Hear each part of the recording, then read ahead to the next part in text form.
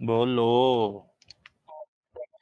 अब यहां पूछेगा वो, कुछ भी ऑप्शन दे दे कोई फर्क नहीं पड़ता। हमें जब भी सवाल पूछेगा कि buffer capacity, buffer capacity city maximum होती है जब, तो आप कहते हैं जब साल्ट की कंसंट्रेशन ओवर एसिड की कंसंट्रेशन का आंसर 1 आता है, या मैं कह सकता हूं कि साल्ट की कंसंट्रेशन और एसिड की कंसंट्रेशन बराबर होती है, तभी तो आंसर 1 आता है। ठीक है जी बात। और या फिर मैं कह सकता हूं जब पीएच ऑफ एसिड पी के ए के बराबर हो जाता है, तब बफर कैपेसिटी मैक्सिमम होती है। भाई बफर कैपेसिटी, बफर सबसे अच्छा काम कब करता है? जब पीएच पी के ए के बराबर हो जाए। पीएच पी के ए के बराबर कब होती है? जब salt concentration divided by acid concentration का आंसर 1 आ जाए। ऐसे भी कह सकते हैं कि जब साल्ट की कंसंट्रेशन एसिड की कंसंट्रेशन के बराबर हो जाए, तब ऐसा होता है। ठीक है जी, बात बात पता लग गई। अब दूस अब दूसरा केस आ गया। दूसरा केस, दूसरा केस ये है कि अगर कंसंट्रेशन ऑफ साल्ट जो है is 10 times that of acid. अगर साल्ट की कंसंट्रेशन एसिड की कंसंट्रेशन से 10 टाइम्स ज्यादा होगी, यानी कि ऊपर वाली वैल्यू नीचे वाली वैल्यू से 10 टाइम्स ज्यादा होगी, तो ये वैल्यू आ जाएगी log 10। log 10 की वैल्यू होती है 1, क्योंकि ऊपर 10 है नीचे 1 है। log 10 की वैल्यू क्या आएगी? 1। तो pH is equal to pKa plus 1 आ जाएगा। ये बफर की मैक्सिमम लिमिट है कि बफर उस वक्त तक काम कर सकता है जब साल्ट की कंसंट्रेशन एसिड की कंसंट्रेशन से 10 टाइम्स ज्यादा हो। यानी कि अगर आपको ऐसे पूछ ले कि under what conditions a buffer does not remain active, तो आपको ऑप्शन दे सकता है salt concentration is 5 times higher than acid, 6 times higher than acid, 10 times higher than acid, 15 times higher than acid. तो आप कहेंगे अगर साल्ट की कंसंट्रेशन 15 टाइम्स हायर हो गई, 10 से ज्यादा हो गई, 11-12 टाइम्स हो गई, 12 टाइम्स हो गई, 15 टाइम्स हो गई, तो अगर इतना ज्यादा साल्ट है सॉल्यूशन में, तो बफर ने काम नहीं करना। बफर काम उस वक्त तक ही करता है जब तक साल्ट की कंसंट्रेशन एसिड की कंसंट्रेशन से 10 टाइम्स तक ज्यादा होती है। दो बातें हो गई। तीसरी बात की तरफ चल रहे हैं। अगर ऐसे हो जाए कि concentration of acid is 10 times that of salt। अगर एसिड की कंसंट्रेशन साल्ट की कंसंट्रेशन से 10 टाइम्स हो, यानी कि नीचे वाली वैल्यू ऊपर वाली वैल्यू से 10 टाइम्स ज्यादा हो, तो ये आ जाएगा log 1/10। और log 1/10 जो है वो -1 होता है। इसका मतलब है pH is equal to pKa-1। फिर से वही बात पूछ ले कि कब बफर डी नेचर हो जाता है, खराब हो जाता है, तो आप कहेंगे अगर एसिड की कंसंट्रेशन साल्ट की कंसंट्रेशन से 10 टाइम्स तक ज्यादा है, 9 टाइम्स तक, 8, 7, 6, 5 टाइम्स तक ज्यादा है, तो बफर काम करेगा। अगर एसिड की कंसंट्रेशन 11 टाइम्स ज्यादा हो गई है, 12 टाइम्स ज्यादा हो गई है, तो फिर बफर काम नहीं करेगा। यानी कि आप कह सकते हैं कि पीएच अगर पी के ए के बराबर हो तो बफर बड़ा अच्छा काम करता है। और कब तक काम करता रहता है? ±1 तक। इस वैल्यू को कहते हैं बफर कैपेसिटी। जी, ये है buffer capacity. The range under which a buffer works fine. जब तक बफर काम करता रहता है उसे बफर कैपेसिटी कहते हैं। मैं आपके सामने दो मिसालों से इस आइडिया को क्लियर कर रहा हूं, ताकि और कोई अननोन एग्जांपल आ जाए तो आप आंसर जो है वो आसानी लगा सकते हो। एसिटिक एसिड है और सोडियम एसीटेट है। इसकी pKa वैल्यू जो है वो है 4.74। आपके ख्याल में हमारे पास अगर pH की वैल्यू जो है, pH की वैल्यू वो है 5.28 या 4.34 या 3.78 या 3.99, ये आपके पास बफर के लिए 4 वैल्यूज आ गई। 4 वैल्यूज हैं हमारे पास। तो ये आ गया 2.99 जो है ये वैल्यू आ गई। ये ज्यादा अच्छी लग रही है। किस वैल्यू पर बफर काम नहीं करेगा? ये वाला बफर काम नहीं करता किस वैल्यू पर? एट जी, चार्ली और डेल्टा 2 ऑप्शन आए, चार्ली सही है कि डेल्टा सही है? डेल्टा सही लग रहा है क्योंकि 4.74 पर अगर बफर है, तो वो 4.74 से +1 यानी कि 5.74 और -1 यानी कि 3.74 तक काम करता रहेगा, उसके नीचे काम नहीं करेगा, क्योंकि ये वैल्यू उससे भी नीचे है, इसलिए यहाँ बफर काम नहीं करता। एक और एग्जांपल से बात को समझते हैं। अगर हमारे पास फॉर्मिक एसिड हो और सोडियम फॉर्मेट हो, तो इस बफर के लिए pKa की वैल्यू होती है 3.78। अगर pH की कौन-सी वैल्यू है जब ये बफर काम नहीं करेगा नीचे वाला? तो अब आप क्या कहेंगे?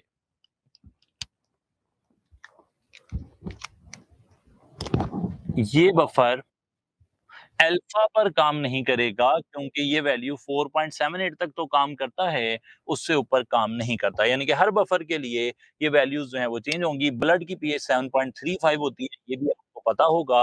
अब हम आगे की तरफ चलते हैं। बफ जी,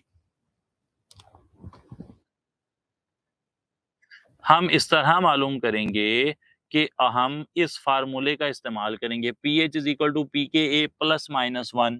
यहाँ पर pKa है 3.78, आप इसमें +1 करेंगे यानी कि 4.78, -1 करेंगे यानी कि 2.78। तो इन वैल्यूज़ इस और इस वैल्यू के बीच में तो बफर काम करेगा, इससे आगे-पीछे बफर काम नहीं करेगा। ठीक है जी बात? फिर नहीं काम करेगा, बिल्कुल सही कह दिया। बफर एक्शन में याद रखिए कि अगर आप बफर के अंदर चाहे एसिडिक बफर हो या बेसिक बफर हो, एसिड ऐड करेंगे, किसी भी बफर में अगर आपने एसिड ऐड कर दिया, तो हाइड्रोजन आयन की कंसंट्रेशन बफर में ज़्यादा हो जाएगी। हाइड्रोजन आयन की कंसंट्रेशन ज़्यादा होने के साथ वहाँ पर जो पीएच है, वो कम हो जाएगी और साथ ही हाइड्रो ऑक्साइड आयन्स भी कम हो जाएँगे। एसिड ऐड करने से एसिड की कंसंट्रेशन ज़्यादा होगी, साल्ट की कंसंट्रेशन कम होगी। एसिड ऐड करने से एसिड की कंसंट्रेशन ज़्यादा होगी, साल्ट की कंसंट्रेशन कम हो जाएगी। इसी तरीके से अगर आप बेस ऐड करेंगे, तो बेस ऐड करने से एसिड की कंसंट्रेशन हो जाएगी कम, ठीक है जनाब? और पीएच हो जाएगी ज़्यादा और हाइड्रो ऑक्साइड आयन्स भी हो जाएँगे ज़्यादा। ये लें जनाब, ये 2 बातें हमें याद रखनी होंगी कि बफर एक्शन इन 2 से आप वाज़ेह कर सकते हैं। एसिड डालने से एसिड की कंसंट्रेशन बढ़ती है, हाइड्रोजन आयन बढ़ते हैं और बेस डालने से एसिड की कंसंट्रेशन कम हो जाती है और हाइड्रोक्साइड आयन बढ़ जाते हैं। ये सब बातें करने के बाद मैं आपको लेकर जा रहा हूँ जी, बड़ी आसान बात है जनाब। अगर आप बाहर से एसिड डालेंगे तो फिर सॉल्यूशन में एसिड ज़्यादा हो जाएगा, आप कहेंगे एसिड की कंसंट्रेशन बढ़ गई। अगर आप बाहर से बेस डालने से एसिड की कंसंट्रेशन कम हो जाएगी क्योंकि बेस ने एसिड से रिएक्ट करना है। अगर एसिड डाला तो एसिड ज़्यादा हो गया, सीधी-सीधी बात हो गई। एसिड ज़्यादा होने का मतलब है हाइड्रोजन आयन ज़्यादा हो गए, ठीक है जी बात? और अगर आपने बेस डाला, तो बेस ने किससे रिएक्ट करना है? एसिड से, एसिड की कंसंट्रेशन कम हो जाएगी। बन गई बात कि नहीं बनी जी? हाँ, एसिड डाल हाँ, ये अच्छी बात हो गई, इसको 2 तरह लिख लेते हैं। ये लें जी, 2 तरह लिख लेते हैं। एसिड डालने से कंसंट्रेशन ऑफ एसिड जो है ये बढ़ती है और जितनी कंसंट्रेशन ऑफ एसिड बढ़ती है, उतनी ही कंसंट्रेशन ऑफ साल्ट जो है वो कम भी होती है। ये लें जनाब। इसी तरीके से जब आप बेस डालेंगे, तो बेस डालने से जब हम कहते हैं कि एसिड की कंसंट्रेशन कम हो रही है, तो जितनी एसिड की कंसंट्रेशन कम हो रही है, उतनी ही सॉल्ट की कंसंट्रेशन ज़्यादा भी हो रही है। ऑपोज़िट इफ़ेक्ट होगा जी। होगा इफ़ेक्ट और ऑपोज़िट इफ़ेक्ट होगा। पता लग गई थी बात? जी।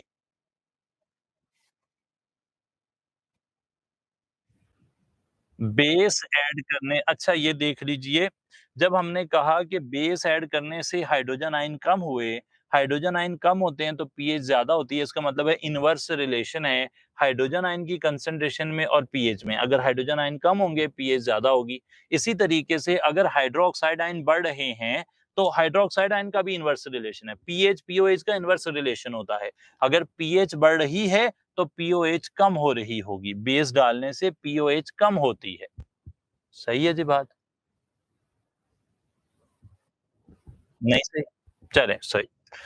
केएसपी कहते हैं आयोनिक प्रोडक्ट, और सॉरी ये केएसपी कहते हैं सॉल्युबिलिटी प्रोडक्ट ऑफ वाटर को, सॉल्युबिलिटी प्रोडक्ट ऑफ वाटर तो कहना गलत हो जाएगा, सॉल्युबिलिटी प्रोडक्ट कहेंगे केएसपी को।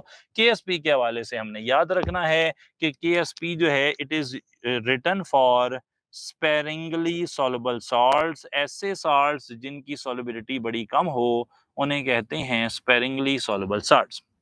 केएसपी जो है ऐसे सॉल्ट्स के लिए लिखा जाता है जिनकी सॉल्युबिलिटी जो है वो लेस देन 0.1 मोलर हो, 1 मोलर से कम हो, उन्हें लिखते हैं केएसपी। क्या होता है ये देखिए, एक आपके पास रिएक्शन लिख रहा हूं, AXBY रिवर्सिबल रिएक्शन,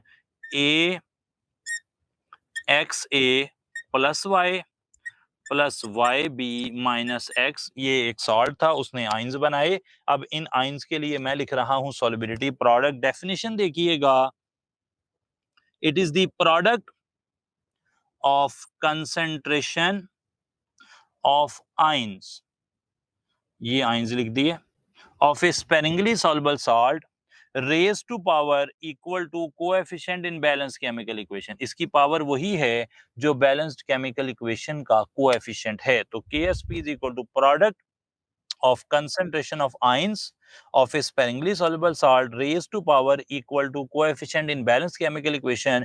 इक्वेशन को इतनी ज्यादा अहमियत इसलिए दे रहा हूं कि पेपर में इस तरह की ही इक्वेशन एक्स वाई की जगह डब्ल्यू वाई के साथ, ए बी के साथ, पी क्यू के साथ लिखी आ सकती है। तो आपको पता होना चाहिए कि जो कोएफिशिएंट है उसे पावर में लिखना है और इक्वेशन किस तरह बनानी है।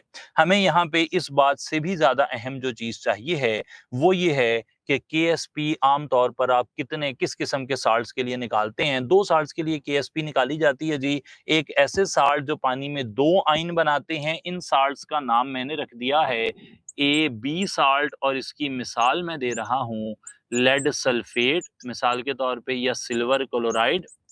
ऐसे साल्ट जिनमें दो आयंस बनते हैं उन आयंस के लिए केएसपी की वैल्यू होती है KSP is equal to S square. ठीक है जनाब, यहाँ पे एस क्या है? सॉल्युबिलिटी। आपको पेपर में क्या कहेगा, दो तरह के सवाल पूछ लेगा। या तो आपको सॉल्युबिलिटी दे देगा, वो कहता है जी एक साल्ट है उसकी सॉल्युबिलिटी की वैल्यू है 2 × 10⁻²। आप बताएं उसका केएसपी क्या होगा? तो आप कहेंगे कि सॉल्युबिलिटी का स्क्वायर ले लिया जाए तो आ जाती है केएसपी। ठीक है जी। वाइस वर्सा भी पूछ सकता है। आपको कहेगा एक साल्ट है उसकी केएसपी वैल्यू है ये, आप बताएं कि उसकी सॉल्युबिलिटी क्या होगी। आप इससे ही दूसरा फार्मूला बना लें, केएसपी का अंडर रूट ले लेंगे तो सॉल्युबिलिटी आ जाएगी। कौन से साल्ट के लिए? जो ए बी टाइप के साल्ट हैं जो पानी में दो आयन बनाते हैं, वो देखकर ही पता लग जाता है कि पानी में दो आयन बनाएंगे या नहीं। मिसाल के तौर पर अगर मेरे पास Ag2CrO4 हो या मेरे पास लेड क्लोराइड हो, तो लेड क्लोराइड पानी में दो आयन बनाएगा कि तीन आयन बनाएगा? क्या लगता है?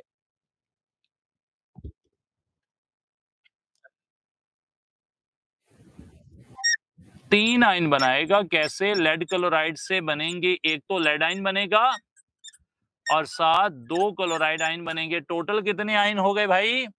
तीन आयन हो गए। तो ये तीन आयन बनाने वाली स्पीशी है। सिल्वर क्रोमेट को देखें, इससे क्या बनता है? इससे बनते हैं दो सिल्वर आयन और एक क्रोमेट आयन। टोटल कितने हो गए? तीन आयन हो गए। ऐसे साल्ट जो तीन आयन बनाएंगे उन्हें मैंने नाम दिया है AB2 टाइप साल्ट का। उनसे तीन आयन बनते हैं। जो तीन आयन बनाते हैं ऐसे salts which form three ions, उनके लिए फार्मूला डिफरेंट है और वो फार्मूला है KSP is equal to 4s³ और अगर आप ऐसे लिख लें KSP/4 अंडर रूट कर लें तो ये आ जाएगा सॉल्युबिलिटी, इसका तीसरा जज़र ले लेना है। ठीक है जी बात। अब साफ ज़ाहिर है कि क्यूब रूट लेना जो है वो बगैर कैलकुलेटर के इतना आसान नहीं है, तो फिर डेफ़िनेटली हमें पेपर में ऐसा सवाल पूछा जाएगा जिसमें क्यूब रूट लेना बड़ा आसान होगा। ठीक है जी बात। यहाँ पर मैं आपके सामने एक सवाल रख देता हूँ। वो कहता है आपके पास मौजूद है एक सॉल्ट जिसकी जो केएसपी वैल्यू है वो है 32 into 10 raised to power -9। आप बताएँ कि उसकी सॉल्युबिलिटी क्या होगी? तो आपने सबसे पहले क्या करना है, आपने कहना है मुझे सॉल्युबिलिटी पूछी गई है और ये साल्ट कैसा है? इस साल्ट का नाम है सिल्वर क्रोमेट मिसाल के तौर पर। तो आप कहेंगे ये AB2 टाइप का साल्ट है, तो इसके लिए मुझे केएसपी को डिवाइड करना है 4 से और उसका लेना है क्यूब रूट। आप वैल्यू लगाएँगे। आप कहेंगे 32 into 10 raised to power -9 divided by 4। ठीक है जी? अब डिवाइडेड बाय 4 किया तो यहाँ से क्या आंसर आ गया? यहाँ से आंसर आ गया 4 1 ज़ार 4, 4 8 ज़ार 32, 8 into 10 रेज़्ड टू पावर -9 का क्यूब रूट आ गया, ठीक है जी। 8 का भी क्यूब रूट आ गया, 10 रेज़्ड टू पावर -9 का भी आ गया। 8 को मैं लिख सकता हूँ 2 मल्टीप्लाइड बाय 2 मल्टीप्लाइड बाय 2 यानी कि 8 को मैं लिख सकता हूँ 2 की पावर 3, 2 की पावर 3 को मैंने 1/3 से मल्टीप्लाई किया और 10 रेज़्ड टू पावर -9 को भी 1/3 से मल्टीप्लाई किया।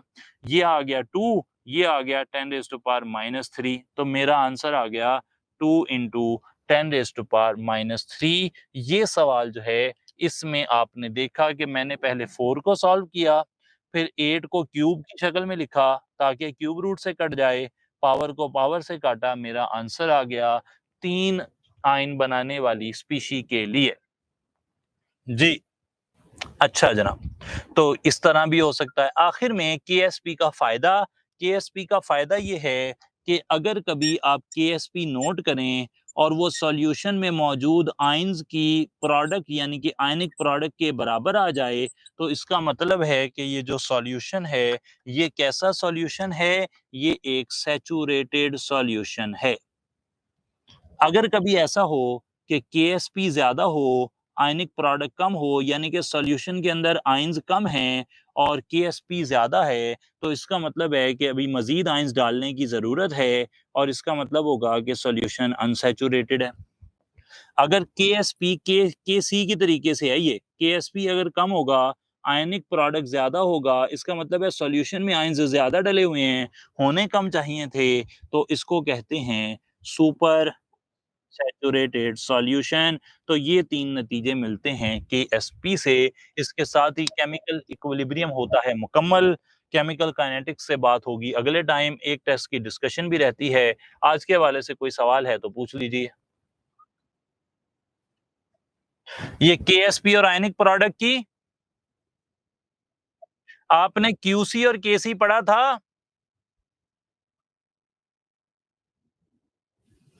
क्यूसी और केसी में हमने ये कहा था अगर क्यूसी और केसी बराबर हों तो रिएक्शन इक्विलिब्रियम में होता है।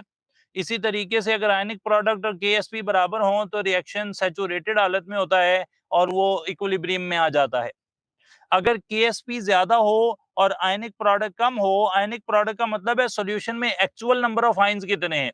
अगर एक्चुअल नंबर ऑफ आयन्स कम हैं और इक्विलिब्रियम हासिल करने के लिए ज्यादा चाहिए थे, तो इसका मतलब है सॉल्यूशन अभी तक अनसैचुरेटेड है और मजीद आयन्स डालने की जरूरत है।